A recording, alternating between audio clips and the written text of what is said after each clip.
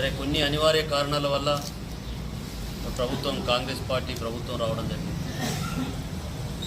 ఈరోజు కాంగ్రెస్ పార్టీ మోసపూరితమైనటువంటి వాగ్దానాలు చేసి సాధ్యం కానటువంటి వాగ్దానాలు చేసి ప్రజలను కన్ఫ్యూజ్ చేసి సాధ్యమా అసాధ్యమని చూడకుండా మరి వాగ్దానాలు చేసి ప్రజలను మోసం చేసిన కాంగ్రెస్ పార్టీ మరి ప్రజలు గమనిస్తూ ఉన్నారు.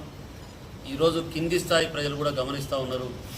మార్పు మార్పు అని చెప్పి ఏమి మార్పు జరిగింది, వాళ్ళ మార్పు తప్ప అనేది ఈరోజు ప్రజలు గమనిస్తున్న తరుణంలో నేను బీఆర్ఎస్ పార్టీ శ్రేణులకు కానీ బీఆర్ఎస్ పార్టీ నాయకులకు కానీ ముఖ్య నాయకులకు కానీ మరి ఒక స్థాయిలో ఉన్నటువంటి మీరు పార్టీ మిమ్మల్ని చేరదీసి మంచి పొజిషన్ ఇచ్చిన నాయకులు ఈరోజు పార్టీలు మారుతూ ఉన్నారు.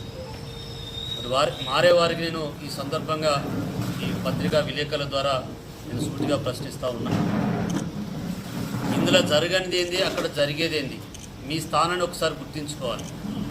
ఈరోజు ముఖ్యంగా మరి పార్టీ పైన ఎన్నో పదవులు పొందిన మరి గౌరవ మాజీ ఉప ముఖ్యమంత్రి కడియం శ్రీహరి గారు కావచ్చు, 10 సంవత్సరాలు వార్డు మెంబర్గా కూడా గెలవనట్టి స్థాయిలో ఉన్నటువంటి పసునూరి దయాకర్ గారు కావచ్చు, మరి ఆరూరి రమేష్ గారికి కూడా పార్టీ ఇలా గౌరవాన్ని ఇస్తే మరి 10 సంవత్సరాలు ఎమ్మెల్యేగా ఉన్న ఆయన కావచ్చు, మరి చాలా ఉన్నత స్థితిలో ఉన్నటువంటి పార్టీలు మారేసరికి నేను పార్టీ శ్రేణులకు కార్యకర్తలకు బీఆర్ఎస్ పార్టీ నాయకులకు ముఖ్యంగా మన పరకాల నియోజకవర్గ నాయకులను విజ్ఞప్తి చేస్తున్నా. మనం ఏదో అనుకొని పార్టీలు మారాల్సిన ఆలోచన పెట్టుకోకండి. మిమ్మల్ని కాపాడుకునే బాధ్యత నాది.